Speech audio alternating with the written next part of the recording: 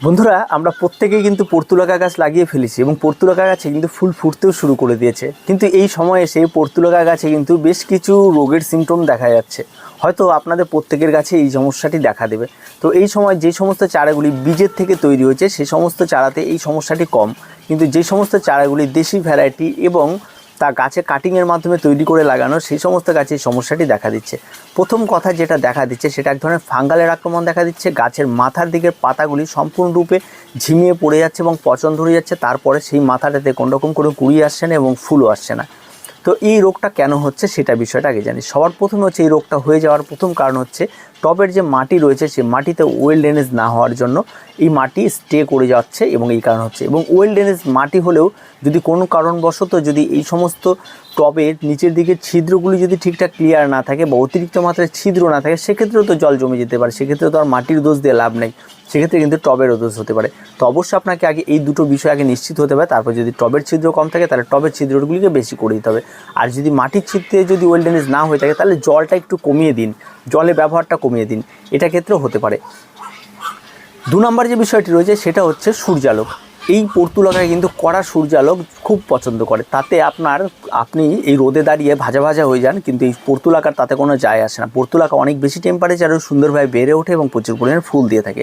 তাই অবশ্যই আপনাকে একে কোনোরকমভাবেই রোদ বা আপনারা সিঁড়িতে এই সমস্ত গাছগুলিকে রাখবেন না, তাহলে সেক্ষেত্রে কিন্তু এই সমস্ত গাছের এই ফাঙ্গালের আক্রমণটি ঘটে যায়।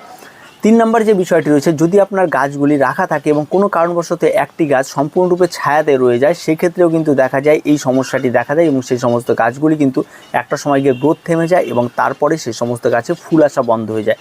আর এই সময় যদি কোনো কারণবশত ফাঙ্গালের আক্রমণ থেকে এটা হয়ে থাকে তাহলে অবশ্যই আপনাকে এখানে অ্যান্টিফাঙ্গাল ব্লাইটক্স আপনারা এখানে ব্যবহার করতে পারেন, সাব ব্যবহার করতে পারেন। যে কোনো কোম্পানির অ্যান্টিফাঙ্গাল যদি আপনারা এই সমস্ত গাছগুলিকে এবং সম্পূর্ণরূপে স্প্রে করে দিতে পারেন তাহলে কিন্তু এই রোগ থেকে আপনারা মুক্তি পেয়ে যেতে পারেন।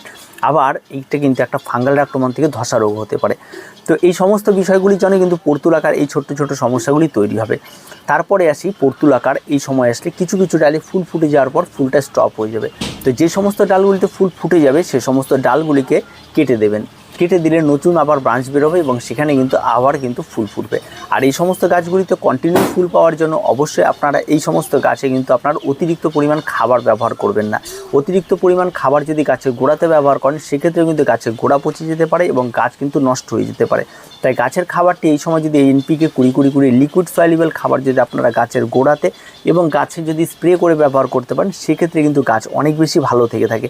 কারণ এই গাছগুলি কিন্তু নর্মালি মাটিতে বেশি ভালো হয়, আর যদি আমরা পাত্রের মধ্যে করি, অল্প মাটির মধ্যে করি, তাই সেক্ষেত্রে জল এবং বিভিন্ন কিছু সমস্যা ঘটে থাকে।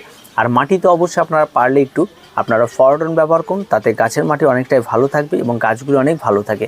তো এই সমস্ত ছোট ছোট টিপসগুলি পর্তুলাকার জন্য করে ফেলুন, তাহলে কিন্তু আপনার পর্তুলাকার গাছ কিন্তু হিউজ পরিমাণে ফুল পাবেন আর প্রচুর পরিমাণে ফুল পেয়ে যাবেন। আর ভিডিওটি এ পর্যন্তই। ভালো লাগলে অবশ্যই লাইক, শেয়ার এবং কমেন্ট করুন আর চ্যানেলটিকে সাবস্ক্রাইব করে রাখুন।